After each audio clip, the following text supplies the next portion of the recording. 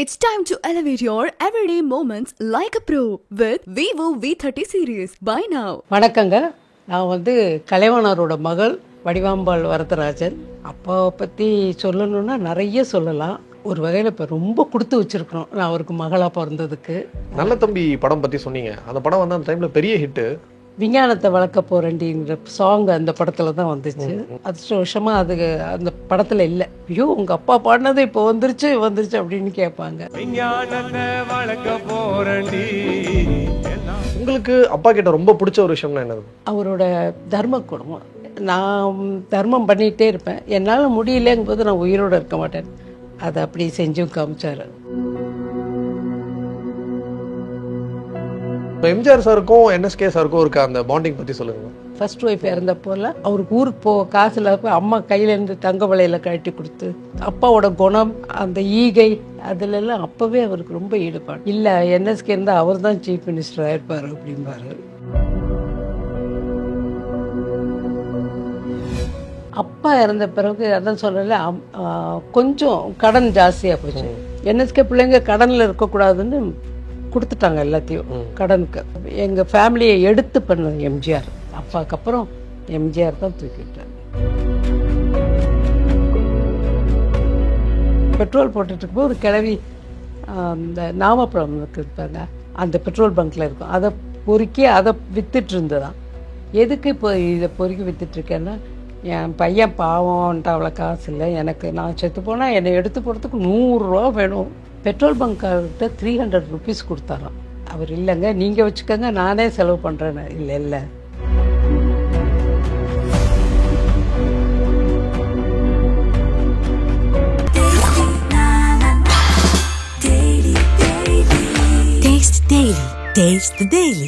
So இன்னைக்கு நம்ம ஷோவில் நம்ம யார் கூட பேச போகிறோம் அப்படின்னு பார்த்தீங்கன்னா, வணக்கங்க.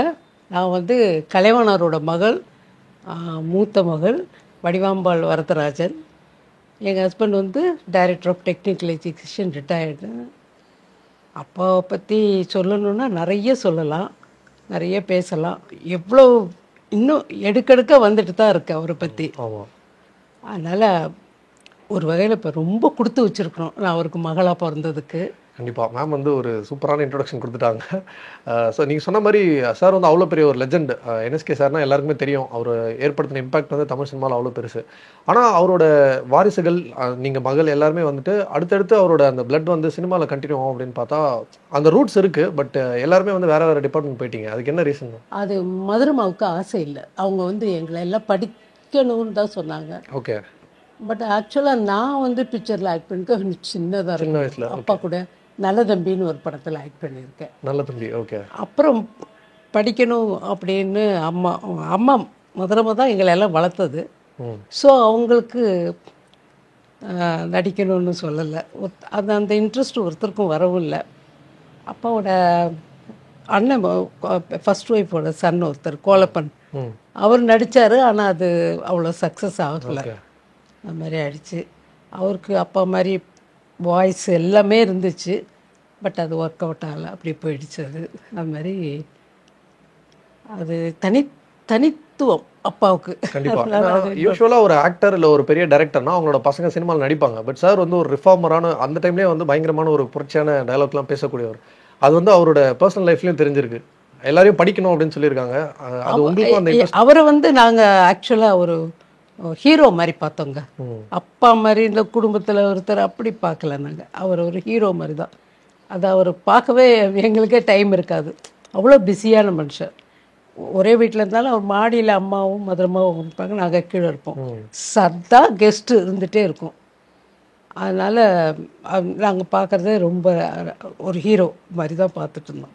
அம்மா தான் எங்களெல்லாம் ஸ்டெப் எடுத்து வளர்த்து படிக்க வச்சு எல்லாம் பண்ணதான். சூப்பர். நல்ல தம்பி படம் பற்றி சொன்னீங்க. அந்த படம் அந்த டைமில் பெரிய ஹிட்டு. அந்த படத்தோட டைட்டில் அப்போ நிறைய குழந்தைங்களுக்கு நல்ல தம்பின்னு பேர் வைக்கிற அளவுக்கு அந்த படம் அவ்வளோ தூரம் ரீச் ஆயிருந்தது. அந்த சம்பவம்லாம் கேட்கும்போது எவ்வளோ சந்தோஷமாக இருந்தது. நல்ல தம்பி நல்ல தம்பி அது அவர் அண்ணா எழுதின கதை. அந்த டைமில் தான் அந்த விஞ்ஞானத்தை வளர்க்க போறேன்டிங்கிற சாங் அந்த படத்தில் தான் வந்துச்சு. பட் வருஷமாக அது அந்த படத்தில் இல்லை, ரிமூவ் பண்ணிட்டாங்க. ஆனால் பட் அது ரொம்ப ஃபேமஸ் ஆச்சு. இப்போவும் நான் எங்கேயாவது போனேன்னா எல்லாரும் ஃபஸ்ட்டு கேட்குற கேள்வி அதான். ஐயோ உங்கள் அப்பா பாடினது இப்போ வந்துருச்சு அப்படின்னு கேட்பாங்க. அது மாதிரி அதில் எல்லாமே வந்து ஆச்சரியமாக இருக்கும். அவர் சொன்ன அந்த பள்ளிக்கூடம் போகாமல் பிள்ளைங்க படிக்க கருவி வேணும் கம்ப்யூட்டர் இது. அது மாதிரி ஒன்று ஒன்று அவர் சொல்கிறது ரொம்ப அதிசயம். எப்படி அவங்களுக்கு அது தோணுச்சுன்னு எனக்கு தெரியல. ஒன் ஆஃப் த ஃப்ரெண்டு சிங்கப்பூர்லேருந்து கால் பண்ணாங்க ஏர்போர்ட்டில். உங்கள் அம்மா சொன்ன மாதிரி பட்டனை தட்டி விட்டால் 2 தட்டில் இட்லி வருது, மிஷின் இருக்குது இங்கே, தட்டி விட்டால் 2 இட்லியும் காஃபியும் வருது. அவர் அப்போ பாடினாரு, அது இப்போ வருதுன்னு சொன்னாங்க. அது மாதிரி இதெல்லாம் கேட்குறதுக்கு ரொம்ப சந்தோஷமாக இருக்கும். ஸோ இந்த மாதிரி அவர்கிட்ட நிறைய ப்ளஸ் இருக்கும். முன்னாடி நடக்க போகிறதெல்லாம் கணிச்சு சொல்கிறது, இந்த மாதிரி அட்வான்ஸ்டாக திங்க் பண்ணி அது மாதிரி வந்து காமெடிஸில் வந்துட்டு அவர் மக்களுக்கு கருத்து சொல்கிறது. உங்களுக்கு அப்பா கிட்ட ரொம்ப பிடிச்ச ஒரு விஷயம்னா என்னது? அவரோட தர்ம குணம், மனிதநேயம். அப்புறம் அவர் எப்போவுமே வந்து கவலையாகவே இருக்க மாட்டார். அவர் சொன்னதே நான் தர்மம் பண்ணிகிட்டே இருப்பேன், என்னால் முடியலங்கும்போது நான் உயிரோடு இருக்க மாட்டேன். அதை அப்படி செஞ்சும் காமிச்சார். அவர் ஒரு 49 இயர்ஸ்லேயே இறந்துட்டார். அது மாதிரி எப்போவுமே ஹாப்பியாக இருப்பார். வீட்டில் இருந்துகிட்டே இருப்பாங்க. யாரோ எல்லா விஐபிஸும் எங்கள் வீட்டுக்கு வந்திருக்காங்க. அண்ணா பெரியார்லேருந்து எல்லோரும் வந்திருக்காரு, கருணாநிதி எல்லோரும் வந்திருக்காங்க. இந்த எம்ஜிஆர்லாம் எங்கள் வீட்டிலே இருந்திருக்காரு. கேட்கணும் சிவாஜி, எம்ஜிஆர் எல்லோரும். மேலே மாடிக்கு போவாங்க. கொஞ்ச நேரம் கழிச்சா சிரிப்பு சத்தம் கேட்கும்.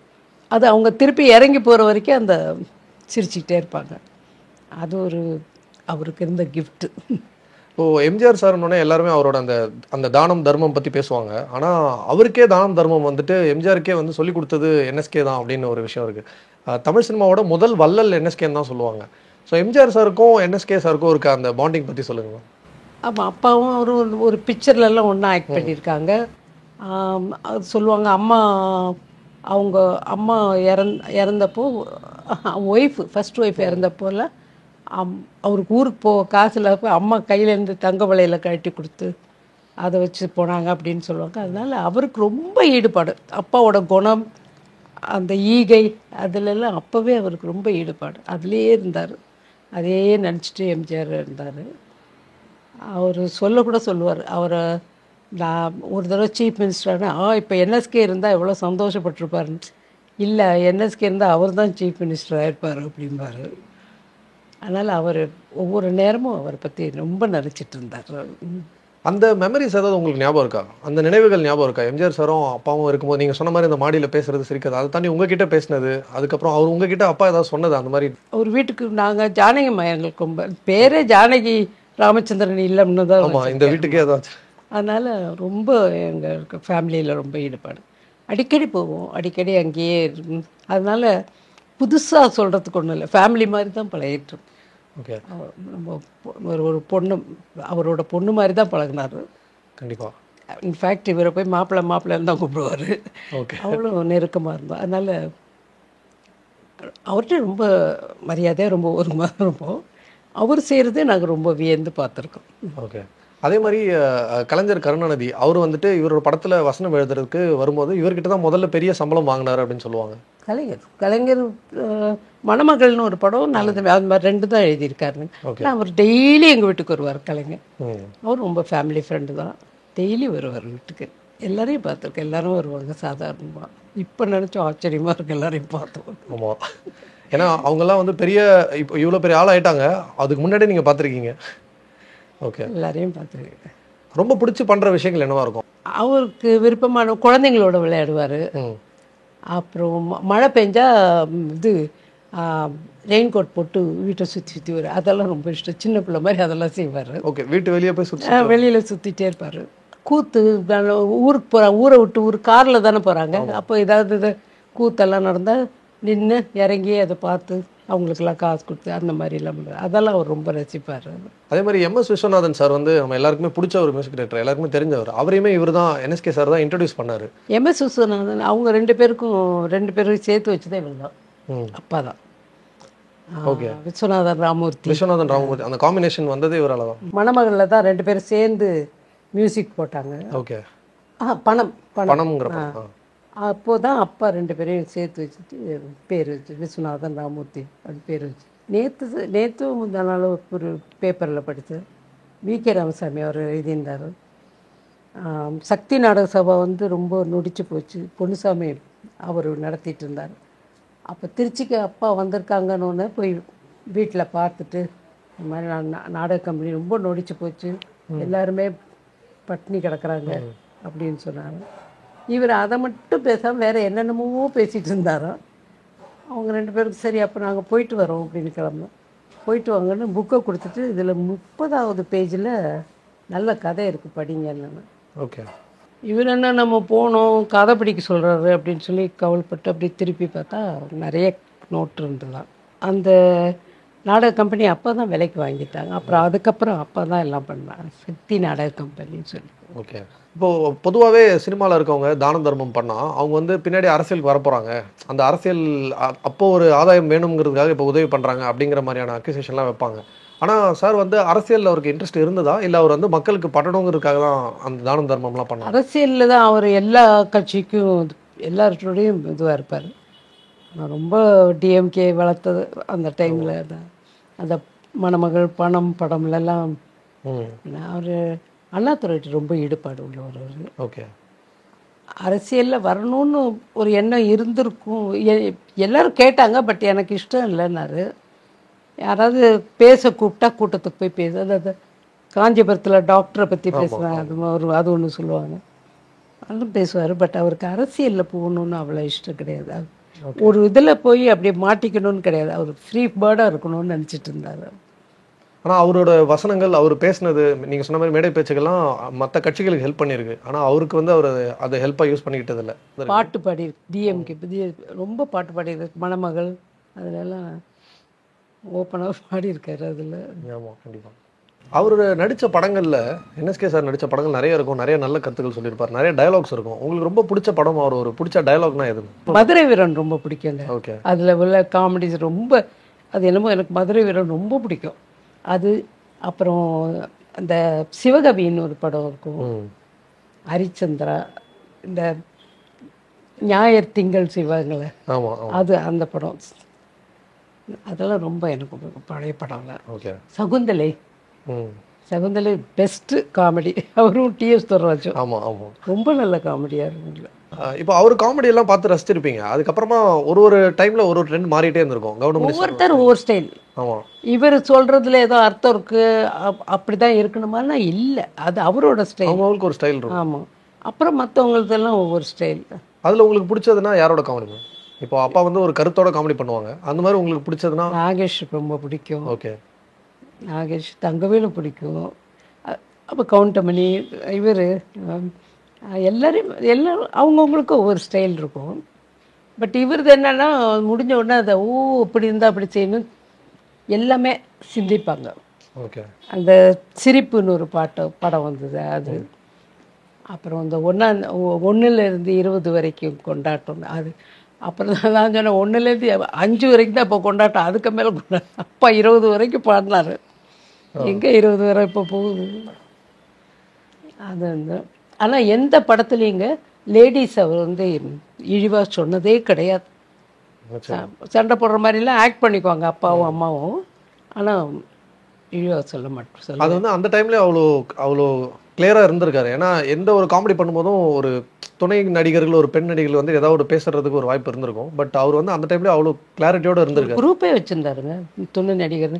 எங்கள் வீட்டில் ஆஃபீஸ் பின்னால் ஆஃபீஸ் இருந்து அதில் எல்லாம் ஸ்டே பண்ணுவாங்க. அவங்களுக்கு சாப்பாடு கீப்பாடு எல்லாம் கொடுத்து ஒரு குரூப்பே நிறைய ஆளுங்க இருக்காங்க. அம்மாவும் அவருக்கு ஈடு கொடுத்து ஆக்ட் பண்ணுவாங்க எல்லாத்துலேயுமே. அது 2 பேருமே சேர்ந்து மோர் தென் 100 பிக்சருக்கு 100 படத்துக்கு மேலே ஆக்ட் பண்ணியிருக்காங்க. அது மாதிரி இது வரைக்கும் யாரும் ஹஸ்பண்ட் அண்ட் ஒய்ஃப் ஆக்ட் பண்ணல. அதனால் எங்களோட கின்னீஸ் புக்கில் வந்திருக்கு அந்த அப்பா எங்கள் ஃபேமிலி பற்றி. அதே மாதிரி விவேக் சாரோட காமெடிக்கு வந்துட்டு அவருக்கு சின்ன கலைவாணர்னு பேரே கொடுத்துருக்காங்க. ஏன்னா அவரோட காமெடியும் வந்து என்எஸ்கே சார் மாதிரியே வந்து கருத்துள்ள காமெடி சொல்லுவார். விவேக் சாரை நான் ஏதோ ஒரு ஃபங்க்ஷனில் பார்த்தேன். அப்போ யாரும் என்னை இன்ட்ரடியூஸ் பண்ணாங்க, கலைவாணரோட பொண்ணுன்னு. அப்போ மா எனக்கு போய் சின்ன கலைவாணர்னு வச்சுட்டாங்கம்மா, எனக்கு தெரியலம்மா, நான் உங்களுக்கு வைக்க வேண்டியதுதான், கரெக்டு தான் அப்படின்னா. அவங்க எதுவும் வச்சுட்டாங்க, எனக்கு ரொம்ப சந்தோஷம்மா அப்படின்னாரு. பட் ரொம்ப நல்ல கலைஞர் அவர். ரொம்ப சட்டுன்னு போயிட்டாரா, கவலையாக இருக்கு பாரு. அவருக்குமே என்எஸ்கே சார் மேலே ஒரு பெரிய ரெஸ்பெக்ட் இருக்கும். எப்போல்லாம் ஸ்க்ரீனில் சான்ஸ் கிடைக்குதோ அப்போல்லாம் என்எஸ்கே சாரோட பேர் சொல்லுவார். அந்த ஒரு மிகுந்த மரியாதையை வச்சுருந்தாரு. என்எஸ்கேனுக்கு மரியாதை இன்னும் தொடருது. நிச்சயமா. ஒரு இடத்துக்கு போயிட்டு நம்ம எதாவது பேசிட்டு என்னாருன்னு தெரிஞ்ச உடனே அது ஒரு கொஞ்சம் ஒரு அதிசயமாக பார்ப்பாங்க. அந்த மரியாதையே வேறு. அது ரொம்ப அதிசயம்தான். இவ்வளோ நாளும் அதை மறக்காமல் எல்லோரும் இருக்காங்கன்னா சம்திங் கிரேட். எம்ஜிஆர் சார் பற்றி நிறைய சொன்னீங்க. சின்ன வயசுலேருந்து நீங்கள் அவரை பார்த்து வளர்ந்துருக்கீங்க. உங்கள் கல்யாணத்தையே அவர் தான் நடத்தி வச்சுருந்தாரு. அப்பா இறந்த பிறகு அதான் சொல்லல, கொஞ்சம் கடன் ஜாஸ்தியாக போச்சு. ஸோ அம்மா வந்து எல்லாத்தையும் டிஸ்போஸ், வீடு நாங்கள் இருந்த வீடு வீடு எல்லாம் டிஸ்போஸ் பண்ணி கடன், என்எஸ்கே பிள்ளைங்க கடனில் இருக்கக்கூடாதுன்னு கொடுத்துட்டாங்க எல்லாத்தையும் கடனுக்கு. அப்போது அந்த டைமில் வந்து எங்கள் ஃபேமிலியை எடுத்து பண்ணது எம்ஜிஆர். எங்கள் அண்ணன் தம்பி எல்லாரையும் படிக்க வச்சு இன்ஜினியரிங் படிக்க வச்சார். அது மாதிரி ஒவ்வொருத்தரையும் எல்லாம் நல்லா படிக்க வச்சார். அப்போ நான் வந்து 10th நிறுத்தினேன். இப்போ கல்யாணம் பண்ணணுன்னே நான் பண்ணுறேன் கல்யாணம்னு சொல்லி ரொம்ப கிராண்டாக பண்ணார் கல்யாணத்தை. அண்ட் அவர் என்ன உதவியெல்லாம் பண்ணியிருக்காரு மேம், ஏதாவது ஞாபகம் இருக்கா? நிறைய உதவி பண்ண எங்கள் ஃபேமிலி இன்னைக்கு படம் பார்த்துருப்பீங்களா ஸ்டெப்ஸில், நன்றி மறக்கக்கூடாது இல்லையா? ஆனால் இவ்வளோ தூரம் இருக்காருன்னா அவரால் தான். கை கொடுத்து தூக்கி விட்டார் எங்கள் ஃபேமிலியை. அப்பாவுக்கு அப்புறம் எம்ஜிஆர் தான் தூக்கி விட்டார். நிச்சயமா. உங்கள் ஃபேமிலி பற்றி சொல்லுங்கள் மேம். உங்கள் ஹஸ்பண்ட்? எங்கள் ஹஸ்பண்ட் வந்து டைரக்டர் ஆஃப் டெக்னிக்கல் எஜுகேஷனுக்கு ரிட்டையர்ட் ஆகிருக்காரு, தமிழ்நாடு இருக்காங்க. எனக்கு 3 டாட்டர்ஸ், 3 பேருமே யூஎஸில் இருக்காங்க. பெரிய டாக்டர் வந்து டாக்டர், அவங்க பொண்ணும் டாக்டரு. அப்புறம் அந்த பையன் வந்து காலேஜில் படிக்கிறான், அவங்க ஹஸ்பண்டும் டாக்டரு. செகண்ட் டாக்டரும் அவங்க ஹஸ்பண்டும் இன்ஜினியர்ஸு. பொண்ணு வந்து லண்டனில் ஒன்று ஹையர் ஸ்டடீஸ் மாஸ்டர்ஸ் பண்ணுது. பையன் ஒரு பெரிய கம்பெனியில் வேலை செய்கிறாரு. 3வது பொண்ணு ப்ரொஃபஸர் யூனிவர்சிட்டியில். அவங்க ஹஸ்பண்ட் வந்து கார்டியாலஜிஸ்ட்டு. ஓகே.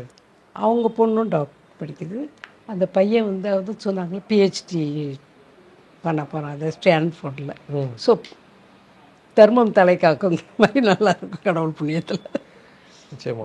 அண்டு இப்போது சார் வந்துட்டு நீங்கள் சொன்னீங்க 49 வயசுங்கிறது வந்துட்டு போக வேண்டிய வயசு கிடையாது. ஆனால் அது வந்து எல்லாருக்குமே ஒரு சோகமான விஷயமா இருந்தது. அவருக்கு நிறைவேறாத ஆசை இல்லை நீங்காத ஆசை ஏதாவது ஒன்று இருந்ததா உங்களுக்கு தெரிஞ்சு? பெரிய ஆசைகள் அவருக்கு கிடையாது. அவரெல்லாம் பண்ணிட்டு இருப்பாரு. அவர் ரொம்ப சந்தோஷப்பட்ட, அவர் ரொம்ப சாட்டிஸ்ஃபைடாக ஃபீல் பண்ண ஒரு விஷயம்னா எது அவரோட லைஃப் டைமில்? நான் பண்ணதில் இது எனக்கு ரொம்ப திருப்தி அளிச்சது அப்படின்னு சொல்லிட்டு அவர் நினைக்கிற ஒரு விஷயம். அவர் பண்ணுறது தர்மத்தை தாங்க ரொம்ப ரசிப்பார்.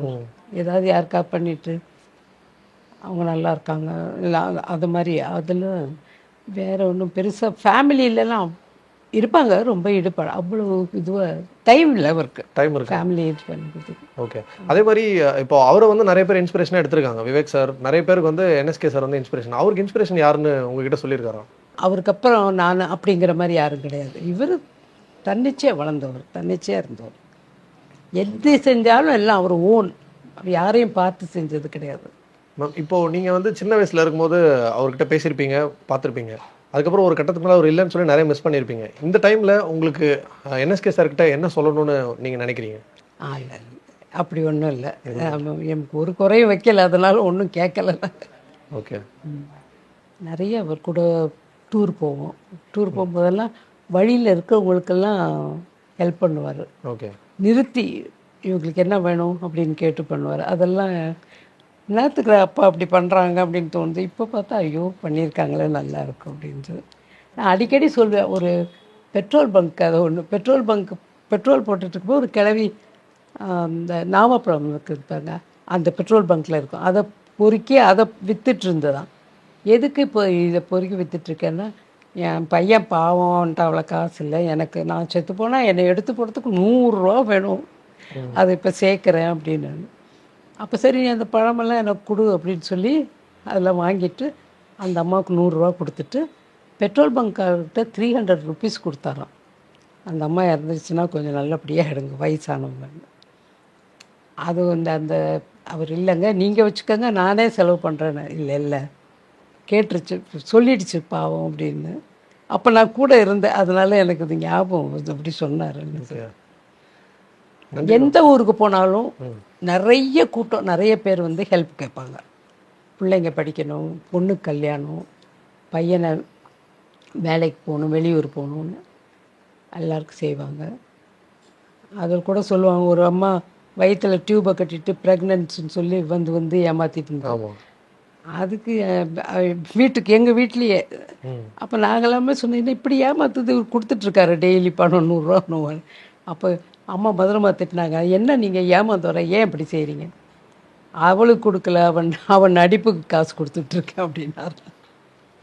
அது மாதிரி சொல்லி இப்போ இந்த முன்னால் இந்த கிறிஸ்மஸ்ஸு பொங்கல்லாம் வந்தால் லாரியில் வருவாங்கங்க, மியூசிக்கெல்லாம் பாடிட்டு. ஓகே. அந்த வந்து எங்கள் வீட்டில் வந்து நிறுத்தி பாடி டான்ஸ் ஆடிட்டு காசு வாங்கிட்டு போவாங்க. அதில் வந்து இப்போ ஒருத்தன் புல்புல் தாரா வாசிப்பான், அவன் நல்லா வாசித்தானா அவனை என்கரேஜ் பண்ணி அவனுக்கு கூடுதலாக பணம் தர்றது. ட்ரம்ஸ் வாசித்தானா அந்த மாதிரி என்கரேஜ் பண்ணுவார். அது ஒவ்வொருத்தருக்கும் ஒவ்வொரு மாதிரி.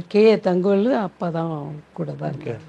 நீங்கள் அவர்கிட்ட கற்றுக்கிட்ட ஒரு விஷயம் என்ன? தர்மம் பண்ணுவோம் மாட்டேன் வேண்டாம். ஆனால் அதான் எம்ஜிஆருக்கும் அவருக்கும் வித்தியாசம் என்னென்னா, இவர் தெரிஞ்சு கரெக்டு தானா நம்ம கொடுக்கறது அப்படின்னு தெரிஞ்சு கொடுத்தாரு.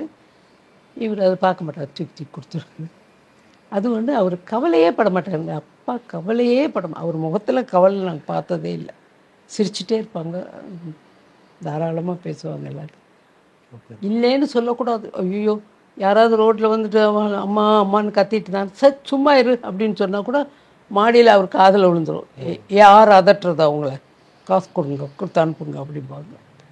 எங்களுக்கு இப்போ கூட பிச்சைக்காரங்க யாராவது வந்து சத்தம் போட்டால் எனக்கு அந்த பயம் இருக்கும், அவங்கள சத்தம் போடக்கூடாது, எதையா கொடுத்து அனுப்பிடணுன்னு.